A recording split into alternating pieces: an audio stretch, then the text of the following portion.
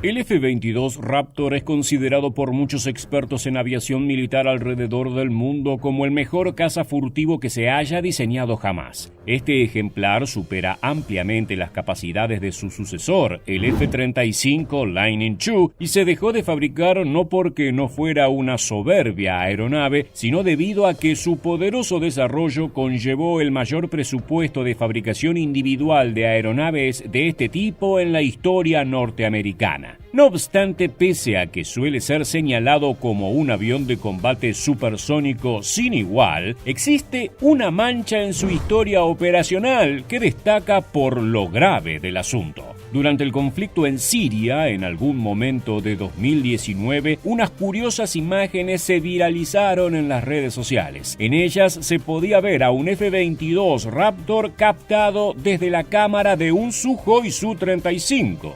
Esta posible intercepción del caza ruso contra la estrella del aire norteamericana abrió un extenso debate que cuestiona el trono en el que se ha ubicado al furtivo de la US Air Force, que supuestamente cuenta con la aviónica más avanzada del mundo y tecnología stealth de última generación. Pero, ¿qué implica realmente que una aeronave rusa nacida en los años 80 haya logrado interceptar al poderoso F-22 Raptor? Quédate con nosotros, ya que a lo largo de este video analizaremos las causas y posibles consecuencias de este hecho. Comencemos por establecer cuáles fueron los protagonistas de este incidente que ha causado un gran revuelo entre los aficionados de los aviones de combate. El F-22 Raptor es la joya de la corona de la Fuerza Aérea de los Estados Unidos. Hablamos de un caza furtivo con un diseño tan soberbio que su producción en masa se le hizo imposible incluso a la economía militar más grande del mundo, que terminó por crear una versión más barata del mismo, el F-35 Lightning II, con características reducidas pero un precio de manufactura mucho más amigable. En buena parte, los grandes costos del F-22 Raptor están íntimamente ligados a su característica más importante, la furtividad. El avión fue diseñado para ofrecer las menores firmas posibles de radar, infrarrojo, acústica, de señales de radio e incluso visual. Tan alto es el nivel de secreto de los planos de esta aeronave que el Congreso de los Estados Unidos prohibió su exportación para mantener clasificados los mecanismos que brindaron resultados tan efectivos. No obstante, conocemos algunos de estos detalles. La capacidad furtiva del F-22 se debe a una combinación de factores que incluyen la forma general del avión, el uso de materiales absorbentes de huella de radar, además del cuidado de detalles como las bisagras o el casco del piloto que podrían proporcionar un retorno de radar. Por otra parte, no utiliza puntos de anclaje para proyectiles, sino que cuenta con una bahía de carga interna, lo que reduce considerablemente la detección por infrarrojos y sensores de calor. Y ya que estamos hablando de una de las aeronaves más icónicas de Estados Unidos, te queremos recomendar el nuevo canal Armamento Estadounidense. Allí haremos profundos análisis sobre las armas más poderosas y sorprendentes de la potencia norteamericana. Si te interesa estar al tanto de los últimos avances en materia bélica, este canal es para vos. Te dejamos el link en la descripción y en el primer comentario. ¡Te esperamos! Ahora bien, continuando con las características del Raptor. Según documentos presentados por la compañía fabricante Lockheed Martin en 2009, la firma del F-22 equivale a la de una canica de acero. De cualquier manera, el Raptor tiene una debilidad, y es que cuando maniobra genera huellas más significativas que podrían ser detectadas por radares de baja frecuencia como los que utilizaron durante décadas los aviones de la Unión Soviética. Y esto nos lleva a nuestro otro protagonista. El Sukhoi Su-35 es la versión más moderna del mítico Su-27, y si bien se trata de un caza de cuarta generación, guarda algunos ases bajo la manga que lo hacen una aeronave más formidable de lo que aparenta a primera vista. Esto se debe a que en su búsqueda por desarrollar un caza que se adecúe a las necesidades del nuevo milenio, los ingenieros rusos se centraron en la aviónica del vehículo más que en otras características que ya brillaban en el Su-27. En este sentido, el Su-35 cuenta con una extensa batería de sensores instalados en su fuselaje, al mismo tiempo que, de forma externa, puede utilizar pods que se instalan bajo las alas y que captan información de manera independiente al ya complejo sistema del caza. Entre sus elementos más destacables está el radar PESA de barrido electrónico que, si bien es de largo alcance, funciona por etapas, por lo cual utiliza distintas frecuencias para detectar múltiples enemigos a diferentes distancias. Por otra parte, y quizás el que fue más necesario para interceptar al F-22, el novedoso sistema IRST, o de búsqueda y seguimiento por infrarrojos. Este sistema está diseñado específicamente para detectar otros cazas y está formado por una cámara giroestabilizada y física NPO-36SH, un telémetro láser y una mira electrónica montada en el casco del piloto, lo que le permite apuntar sus armas empleando su propia vista. Este dispositivo electrónico se integra sobre el radar del avión en una pequeña carcasa con forma de cono y es uno de los principales atractivos del Su-35. De hecho, las imágenes del F-22 Raptor captado por una de estas aeronaves responden directamente a cómo este sensor infrarrojo funciona, por lo cual son consideradas como evidencia. Pese a que las fotos tomaron relevancia mundial, la Fuerza Aérea Norteamericana no emitió ningún comunicado al respecto, por lo cual no afirmó que este evento haya sucedido, pero tampoco lo negó, lo cual ha levantado enormes sospechas entre los fanáticos de la aviación. Normalmente en estos casos los estadounidenses suelen negar públicamente estos hechos, pero da la impresión de que frente a la existencia de estas imágenes prefirieron guardar silencio. No es la primera vez que los cazas de Estados Unidos y de la Federación Rusa se encuentran sobre el cielo de Siria, ya que existen zonas como Deir ez-Zor o el río Éufrates donde ambos ejércitos operan en simultáneo. Sin embargo, pese a que han existido denuncias de maniobras peligrosas, sospechas de cruce de jurisdicciones o de operaciones encubiertas desde ambos bandos, el incidente entre el F-22 y el Su-35 tiene implicaciones más complejas, que se agravan si tenemos en cuenta el conflicto que existe entre la OTAN y la Federación Rusa desde febrero de 2022. El F-22 Raptor es la aeronave más importante entre las flotas norteamericanas, al punto de que existen pedidos oficiales por parte de la Fuerza Aérea para que se retome su fabricación, y es considerada como la cúspide de la tecnología furtiva hasta la fecha. El que la Federación Rusa tenga en su poder fotos de este caza es una bofetada que impacta de lleno en el orgullo de los Estados Unidos, ya que demuestra que su activo más poderoso es susceptible de ser destruido por un avión ideado originalmente en la Unión Soviética. Con todo, este hecho no modifica el valor del F-22 Raptor, ya que no se encuentra en el mercado, como mencionamos con anterioridad. Pero lo que sí hace es demostrar que, pese a todas las excelentes reseñas que ha cosechado en la última década, este avión es más vulnerable de lo que proponen los propios estadounidenses y puede influir negativamente en el pedido de la US Air Force de recuperar la línea productiva que se detuvo en 2011.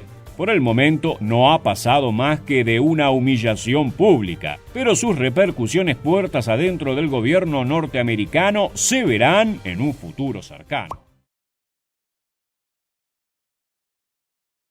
29 de junio de 1987, Mar Báltico. Dos pilotos de la Fuerza Aérea de los Estados Unidos llevan a cabo una misión altamente clasificada a bordo del avión más rápido de todos los tiempos, el Lockheed SR-71. Vuela a una altura cercana a los 25.000 metros mientras recopila imágenes claves de la flota del norte de la Armada Soviética en la península de Kola.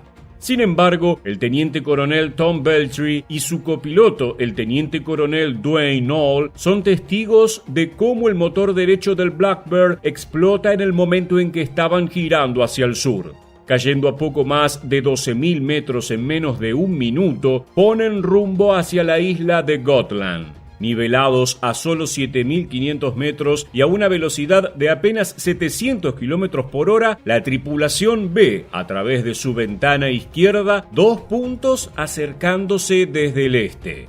Pero, ¿quiénes estaban a punto de interceptarlos? Ponte cómodo en tu cabina para conocer la increíble historia de los pilotos extranjeros condecorados por los Estados Unidos por interceptar al avión más rápido de su flota en una misión que fue secreto de la Guerra Fría durante más de 30 años. Comenzamos en 3, 2, 1. ¡Prepárate para volar! En la última década de la Guerra Fría, el mar Báltico estaba considerado el patio de juegos de la Unión Soviética. En aquel entonces, los SR-71 Blackbirds, con base en las instalaciones de Mildenhall del Reino Unido, volaban misiones semanales sobre Letonia, Estonia, Lituania y Kaliningrado. 20 años atrás, el ambicioso proyecto para desarrollar al avión de reconocimiento había sido digno de una historia de ciencia ficción. Con un diseño asombrosamente futurista, la aeronave de casi 80 toneladas fue una de las primeras capaces de reducir su firma de radar y alcanzar la asombrosa velocidad de Mach 3 a 24.000 metros de altura.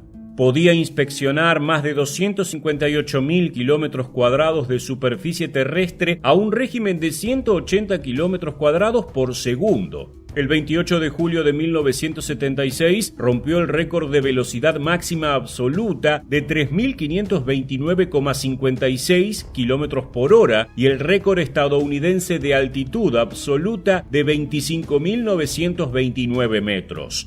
Varios aviones podían subir a esa altura durante subidas, pero no en un vuelo sostenido. Pero lo cierto es que desde mayo de 1985, la Unión Soviética tenía en el aire una respuesta adecuada a esta amenaza. Mikoyan había trabajado en un prototipo exteriormente similar al MiG-25, pero con una aerodinámica mucho más refinada y grandes diferencias estructurales. El resultado fue un avión único, el MiG-31. Con un motor capaz de generar 152 kilonewtons en postcombustión, le dio al nuevo caza una velocidad máxima superior a 3.000 kilómetros por hora. Estos motores también permitieron que el Foxhound alcanzara velocidades supersónicas en altitudes por debajo de los 1.500 metros y un régimen de ascenso de 288 metros por segundo. Además, estaba armado con el temible Vimpel R-33, un misil con un alcance de casi 400 kilómetros y una velocidad de Mach 3.5. Por eso, no es de extrañarse que cuando Beltry y Knoll vieron dos puntos acercándose desde el este pensaran en problemas, pero pronto se dieron cuenta de que no eran los MiG-31 soviéticos. Para los mayores Roger Moller y Christer Hervary de la Fuerza Aérea Sueca, la jornada transcurría haciendo ejercicios ordinarios en tiempos de paz. A bordo de sus dos JA-37 Viggen cumplían un recorrido de rutina sobre suelo soberano cuando la tensa voz del controlador aéreo le preguntó a Moller si podía hacer una interceptación e identificación de cierto interés. Sin nombrarlo, los pilotos inmediatamente pensaron en el SR-71. Aunque los estadounidenses no lo sabían, su patrón repetitivo y predecible de vuelos a través del Báltico era bien conocido por los suecos, quienes lo apodaron el Baltic Express, utilizándolo en varias oportunidades en ejercicios de entrenamiento. Pero, ¿qué condiciones se habían dado para posibilitar la interceptación? Claramente, la velocidad y altitud que llevaba el Blackbird no le brindaban dos de sus mayores recursos. Un caza como el JA-37 Viggen, con un techo de vuelo no superior a los 18.000 metros y una velocidad máxima de 2.231 km por hora, no hubiese podido hacer frente a las capacidades del SR-71. Pero además, la esperanza de que algún escolta del Reino Unido, los Países Bajos o Alemania Occidental patrullase cerca había llevado al teniente coronel Beltry a exponer la aeronave al control del tráfico aéreo, activando su graznido. jugada sin duda arriesgada, no solo por la presencia de los interceptores soviéticos, sino porque la complejidad de la Guerra Fría significaba que la neutralidad sueca era una moneda al aire si un combate entre las potencias se producía en espacio aéreo soberano. No obstante, al divisar que el Blackbird volaba con un solo motor, los pilotos suecos decidieron brindarle apoyo ante cualquier posible aeronave de terceros que pudiera amenazarla. Durante estos primeros minutos, las versiones del hecho se vuelven contradictorias. Según Beltry, las cosas se pusieron difíciles. Un MiG-25 Foxbat ruso se acercó a los Viggens con la orden de obligarlos a aterrizar o derribarlos, de acuerdo a una comunicación rastreada por la Agencia de Seguridad Nacional, y que al menos 20 aviones soviéticos fueron lanzados mientras el Blackbird continuaba su ruta más allá de Lituania, Polonia y Alemania Oriental. Sin embargo, ninguno de los pilotos suecos vio aviones de la Unión Soviética. Como fuere, un segundo par de Viggens había sido comisionado para aliviar a los dos primeros que pronto se quedarían sin combustible.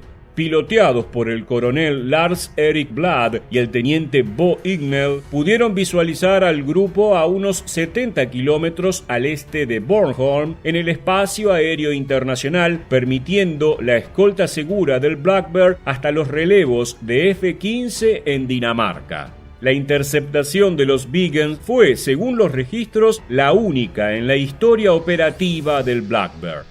Sin embargo, el capitán Mikhail Miajki, oficial del sistema de armas de la plataforma Foxhound, asegura que el 31 de enero de 1986, a 20.000 metros de altitud, fue capaz de detectar a un SR-71 volando a 4.100 metros por encima, a una distancia de 120 kilómetros de los temibles Wimpel.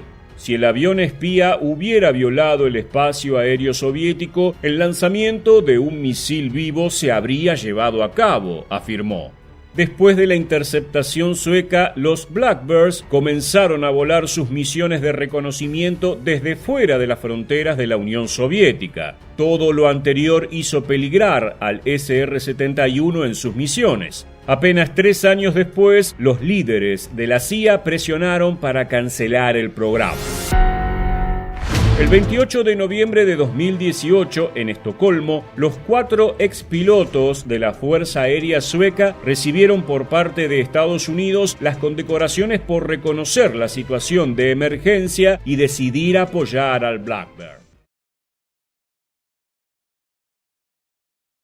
En 1972 entraron al servicio de las Fuerzas Aéreas Militares Soviéticas las primeras unidades del Mi-24 Hind, el cual se convirtió en el primer helicóptero de asalto del mundo. En 1975, reconocidos analistas en publicaciones de tecnología militar soviética afirmaban que estos helicópteros podrían ser utilizados no solo para luchar contra objetivos blindados, sino también para destruir aviones enemigos y tropas aerotransportadas, tanto en el aire como en tierra. Hacia 1978, la plataforma ya se había instalado en las Fuerzas Armadas del Pacto de Varsovia y Estados Unidos necesitaba responder a una pregunta crucial. Aeronaves como el Hind ¿serían capaces de sostener un enfrentamiento ante los aviones de combate de la OTAN? Ponte cómodo en tu cabina y acompáñanos para conocer al J-Catch, el experimento conjunto del Ejército y la Fuerza Aérea de los Estados Unidos que demostró la sorprendente letalidad de la cual es capaz de alcanzar un helicóptero de ataque. Comenzamos en 3, 2, 1... ¡Prepárate para volar! Hacia mitad de la década de 1970 se habían realizado pocos esfuerzos en las Fuerzas Armadas de los Estados Unidos para explorar las tácticas de los helicópteros de combate. En 1978 quedó claro que los soviéticos estaban aumentando drásticamente su propia fuerza de helicópteros. La urgencia de esta amenaza creció a medida que Occidente se enteró de las capacidades del Hind. Pero, ¿cuáles eran estas? Se trataba de una mole apodada tanque volador por sus pilotos. Su configuración de cabina le permitía alojar a 3 tripulantes, piloto, oficial de armas y técnico. Era el primer helicóptero en fusionar las capacidades de ataque y transporte de tropas, pudiendo trasladar hasta 8 miembros además de la tripulación. Su planta motriz está equipada con 2 motores turbohélice Isotov TB3-117 de 2.200 caballos de potencia cada uno y le permitía alcanzar una velocidad máxima operativa de 335 km por hora, la misma que el AH-1J Sea Cobra. Un régimen excepcional, teniendo en cuenta que su peso máximo de despegue ascendía a las 12 toneladas, casi un 270% más que su contraparte americana. Esto le permitía, en teoría, un desempeño más que interesante en combate cerrado, con una capacidad de armas claramente superior. La eficacia de la OTAN se había basado en la supremacía aérea casi completa durante un conflicto, por lo que la respuesta obvia al problema de Hein era derribarlos. Bajo este propósito se diseñó el experimento JCATCH, acrónimo en inglés para abreviar Contramedidas Conjuntas para Helicópteros de Ataque, y estuvo organizado en 6 fases.